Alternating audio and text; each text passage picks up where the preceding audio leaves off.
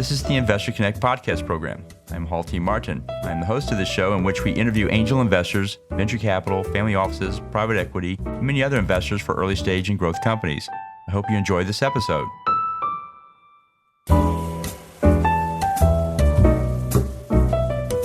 Well, hello, this is Hall Martin with Investor Connect. Today I'm here with Dr. David Bach of Optios.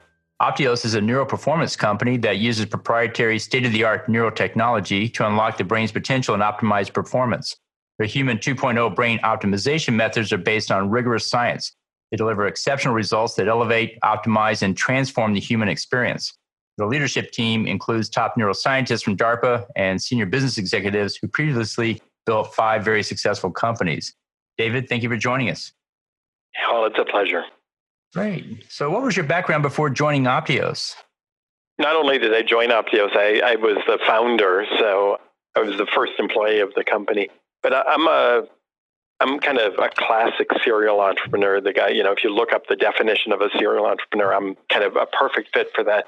My original training was as a scientist and as a physician. So I went to Harvard College and I went to Harvard Medical School, and I spent a number of years just practicing medicine and doing research. And then at some point, I decided that I really didn't like the practice of medicine, and I went into the business world at a really good time, just as healthcare was starting to take off as an industry. So I spent the last 25 years of my life on the business side of healthcare. I was originally a management consultant, and then I got a job at a private equity firm in Boston called TA Associates. So I spent a number of years investing in healthcare tech companies. And then I left, became an entrepreneur, and Optios is my 4th company, all around the intersection between healthcare technology and the commercial space. And so what led you to start work in the neuroperformance space? Yeah, it was actually a cool journey. So I retired after the sale of my last company. It was a big success, and I got kind of more money than I needed. And so I spent, like a lot of entrepreneurs, I spent 2 or 3 years just in that retirement lifestyle. And like a lot of serial entrepreneurs, the itch came back, and I said, I just want to get back in the game. And I really wanted to do something with my life where I could make an impact. Now, over and above the bio I told you about, I've also been what they call a biohacker for the last 15 years or so. So I've spent a lot of time studying my own brain and body and looking at my brain waves and trying out various diet regimens and doing all sorts of crazy stuff. And it's had a really powerful impact on me. I'm happier, I'm smarter, I'm healthier than I would be otherwise. And so when I decided to go back into the entrepreneurial world, I got very interested in whether there might be a commercial opportunity in this personal growth realm. And so then I and a couple other people spent about a year doing market research, and this is 3.5 years ago now, just asking where there might be an opportunity in this intersection between the personal growth world and the commercial marketplace. And the first thing we discovered is that this industry, this whole quantified self, using technology to make yourself better, this industry was about to explode.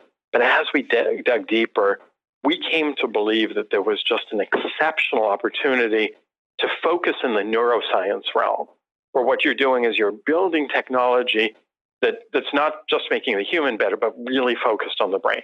How do you measure, how do you optimize your brain to improve performance? And we ran focus groups. We hired some market research firms. Actually, the head of one of these market research firms said she wanted to be the chief marketing officer just because we knew we were on top of something which was just going to be a huge wave. And sure enough, now 3 years later, the space is exploding. And so that's how it came about. And so we went through a bunch more diligence to say what's our product and go to market strategy, and then launched the company about 2.5 years ago. So what's your advice for people investing in the neuroperformance space? What do you tell them to do before they write that check? So, for those of you listening, Hall sent me the questions, and I unfortunately looked at it just a couple minutes before. So I've just been thinking about it for a few minutes. What I would say is, when you, because I've been an investor for a long time, you have to have a kind of philosophy of investing. And this space is at a particular stage of development. Michael Porter came up with a model for how industries evolve with five stages. And we're at the second of those stages where the thing is starting to take off. So we've moved past the point of early entrants where they kind of stumble. And now you're getting very experienced management teams coming in with serious capital. And so the industry is growing really rapidly, but it's still very much like the Wild West. And so there's the opportunity to make massive amounts of money at this stage of the industry, but it's still a much less evolved industry than it's going to be in 3 or 4 years. And so I think the first thing to do if you want to invest in the space is to say, okay, I want to be an investor in this sort of Wild West thing based on a thesis around what it is. And then you got to just sort of pick your bets. And you got to, I'm probably selling from an external perspective. You basically bet on the management team and you bet on the science. And you say, okay, I believe the space is taking off. And if I can time it right and I get the right team and I get the right science, they'll figure out how to create commercial opportunity in the space. And actually, when I was a venture capitalist, we were investing at the time when the search engine world was just evolving, and it was exactly that. There were 8 major players, and then ultimately Google won. Netscape made some money, and it was just a matter of picking the right team. So I think it's the same thing here. But certainly there is massive wealth to be created because the industry is taking off. And if you pick the right team and you pick the right scientists, and we believe we are that, you can get really outsized returns compared to what happens 3-4 years from now when the industry has started to shake itself out. The valuations are going to be a lot higher, but it'll be a little less risky. So how is the industry evolving? Where do you see it going? Well, the first thing to say is it's very, very active at the moment. And so when we looked at the trajectory of investment dollars going into the space, we started 2.5 years ago. At that point, the total investment from Silicon Valley in the space was like $34 million. Last year there was $1 billion that went into the industry. So it's very hot right now. And certainly this neuroperformance human augmentation is a hot sector. You're starting to see really compelling exits. And so there was a startup pre-revenue neuroscience company called Control Labs that was sold to Facebook for something between $500 million and $1 billion, a huge return in a really quick time. Elon Musk now has a company and the like. So the first thing I'll say is the space is hot and there's a lot of investment dollars. And today, unlike 2 years ago, you're getting really solid management teams coming in. When you look at where the capital is going, you can kind of predict where the market's going because 2 or 3 years from now, we're all going to be releasing products. And I think you're going to see companies speaking to, well, let's start it about what the kind of the customer value proposition is, right? So forget what the product is. The brand promise here of the industry is we're building technology that allows you to monitor and optimize your brain in a way that matters in your life, right? And so, for example, nowadays people are wearing Fitbits and they're wearing Apple Watches, and so they can track their heart rate and they can track their respiration and so on. It's 2 years until maybe 3 years until you're going to be able to, with headphones, track your brain state, and then through a series of training tools, be able to actually put your brain into an optimal state for things that really matter in your life, right? So, organically, that's the kind of key customer need that's being met. And again, like I told you, when we did market research, the interest in this, partly just because people have ADD and they have trouble sleeping, the interest is just huge, right? So then when you think about just one step down, and then I'll talk about the product suite, the use cases, there's going to be a consumer application, and then there are going to be specific applications in particular arenas. So right now in the video gaming world, this technology is making its way in really, really quickly. And so it's going to be certainly integrated into the headsets for virtual reality games and the like within a matter of a couple of years. You're going to see it affecting certain verticals where it can make a huge impact. And so already today, this has become a competitive necessity in the sports realm. So in professional basketball, people are using this today to make themselves process information more quickly and get themselves in the zone when they're about to shoot a free throw or the like. And so in places like that, or flight simulation training, or we can talk about what we're doing in financial trading, these are places where this technology offers such a profound competitive edge. It's just going to become a competitive necessity in those industries. And so when you then think about the companies, and there are probably, let's say 25 companies in the space today, we're the leader in one segment of the market. But you're seeing a lot of companies in the hardware space, trying to figure out what's the right form factor for people to be wearing. And so, that's Elon Musk has a company doing that.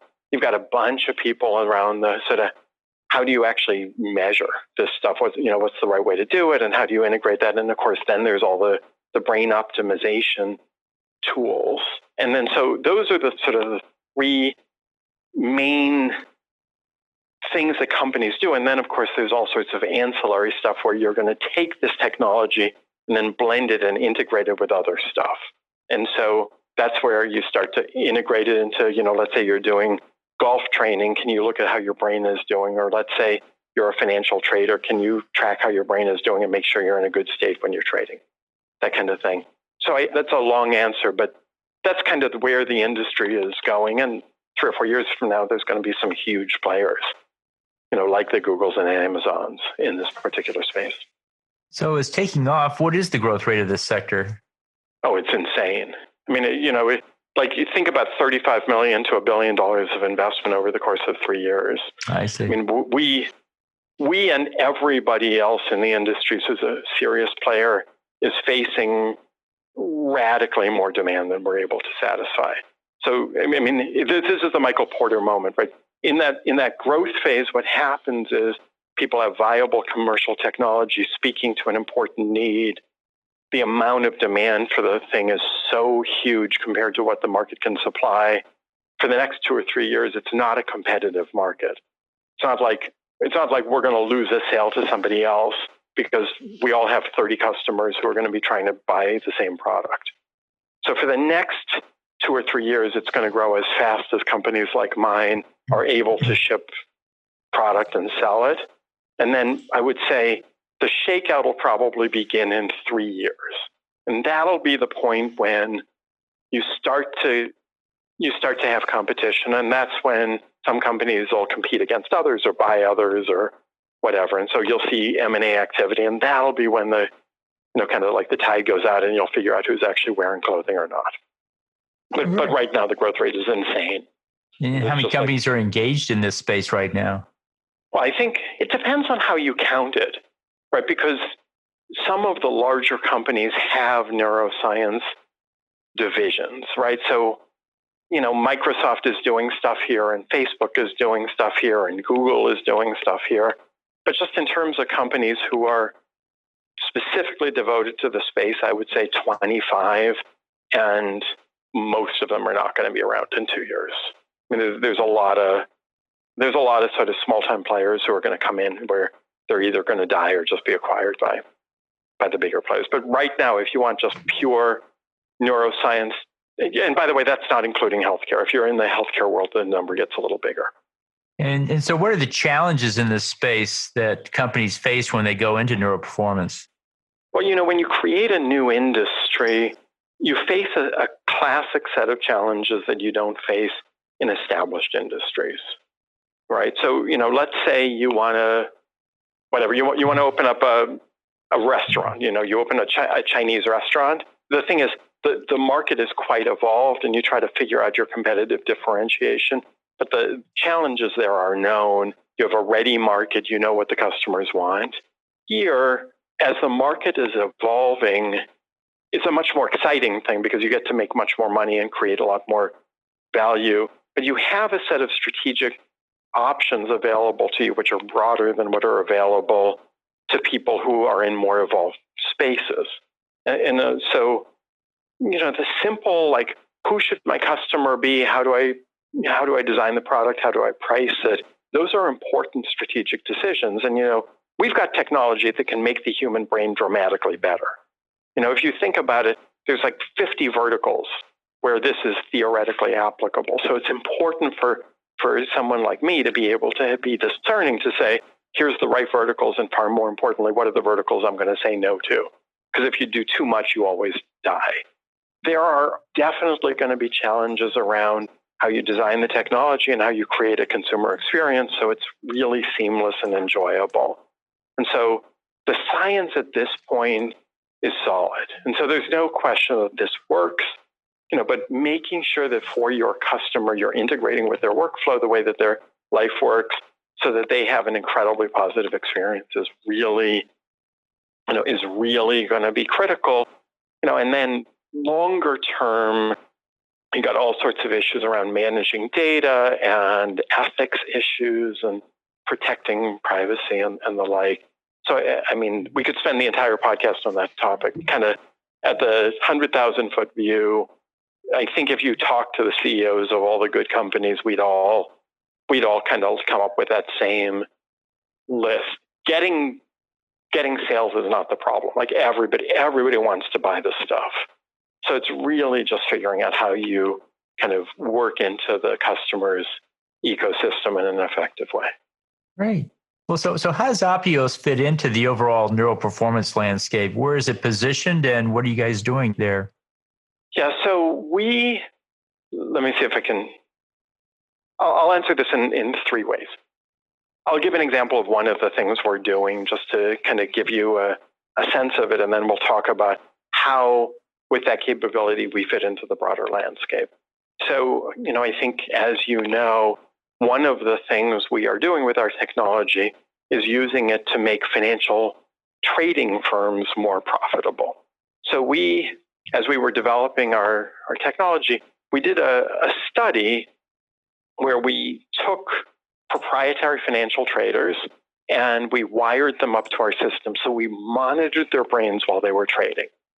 So at the end of the study, and now we've done this 3 times, but in the first study, after 10 weeks, we had data on tens of thousands of trades, and we had thousands of hours of brainwave recording. So we took our machine learning platform, because we've got a machine learning platform to sort of read the brain, and we said, see if you can identify a brain signature, an individualized brain signature for each of these traders that predicts if a trade is going to be profitable or not, right? And the results, kind of to use the neuroscience lingo, are just mind-blowing. After 300 trades, we've been able to find an individualized brain signature for each of the traders that accurately predicts in advance whether any individual trade they make is going to be profitable or not.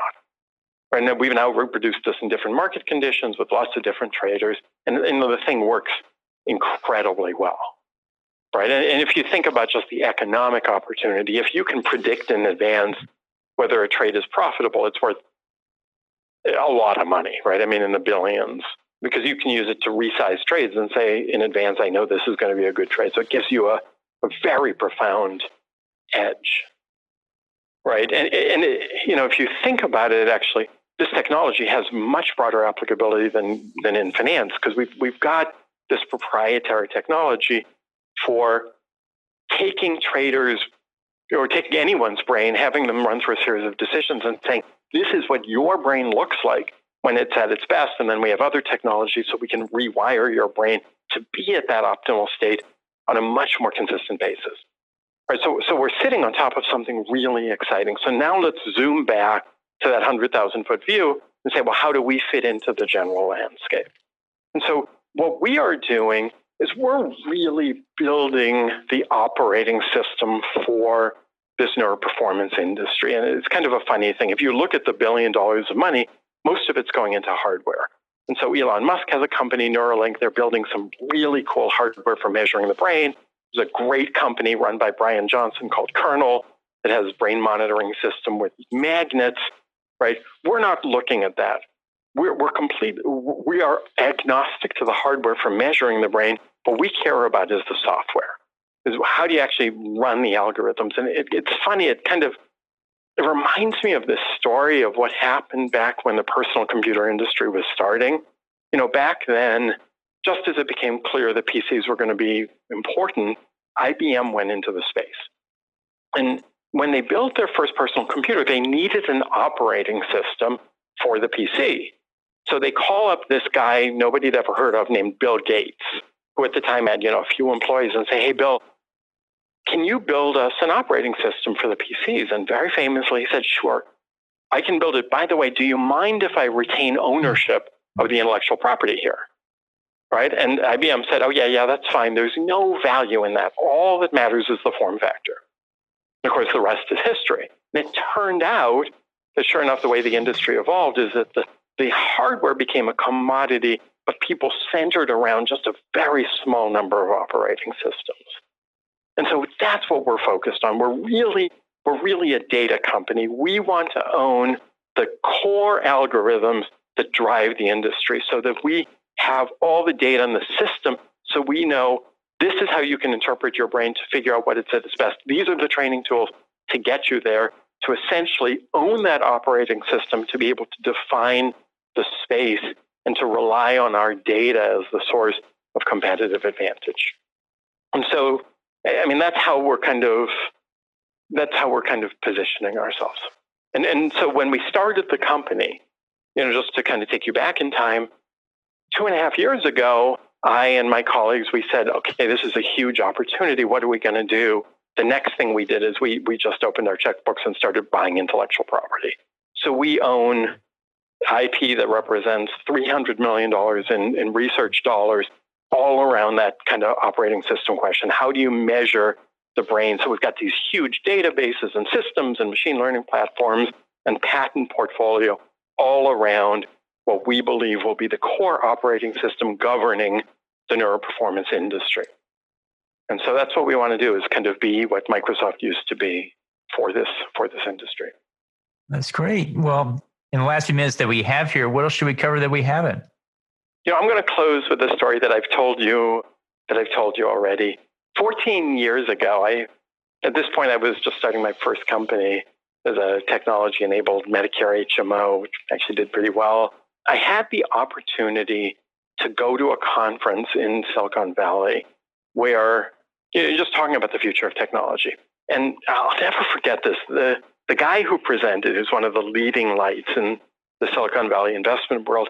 He got up on the podium and he said, ladies and gentlemen, 10 years from now, mobile technology is going to be pervasive. Every one of you is going to carry around a little device in your pocket that you use for making phone calls and searching the web and the like, right? And he said it's going to foundationally change how the world operates.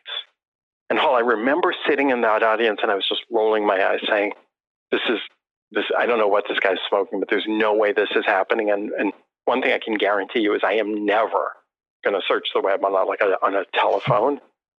And, sure enough, 10 years later, there's more computing power in an iPhone than existed back then, and everybody relies on this. And that same thing is happening in our industry. And the reason he knew that this was happening is because he understood the consumer, he understood the technology, and he recognized that this was an inevitability. Right? That simply there was so much demand, there was so much power. We are in the same position. We are sitting here with science, which is so powerful, upgrading the human condition, for understanding and upgrading the human brain. It is an inevitability that our industry is going to create pervasive technology, which everyone is going to be using. It'll be part of your day.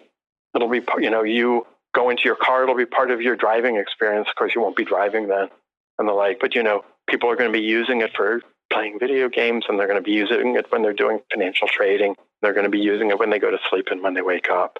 And so if there is a kind of a key message, it is, if you want to be in a hot sector, there's only really a handful of technological spaces right now that represent something revolutionary, maybe a dozen. But it is absolutely clear that the neuroperformance space is one of them, and it's meeting a huge need where it's actually going to have a meaningful impact on society. And so that's how I would want to close. Great. Well, how best for listeners to get back in touch with you? My email address is david@optios.com. So David is DAVID, and then Optios is OPTIOS.com. And people can always write to me directly or check out our website, but we would love to talk and share more. I get calls all the time from people just about the whole neuroscience space and love to talk about it. Great. I'll put those in the show notes. I want to thank you for joining us today and hope to have you back for a follow-up soon. Thank you so much. Investor Connect helps investors interested in startup funding. In this podcast series, experienced investors share their experience and advice. You can learn more at investorconnect.org.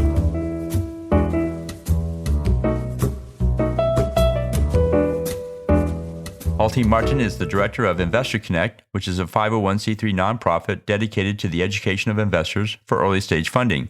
All opinions expressed by Hall in podcast guests are solely their own opinions and do not reflect the opinions of Investor Connect.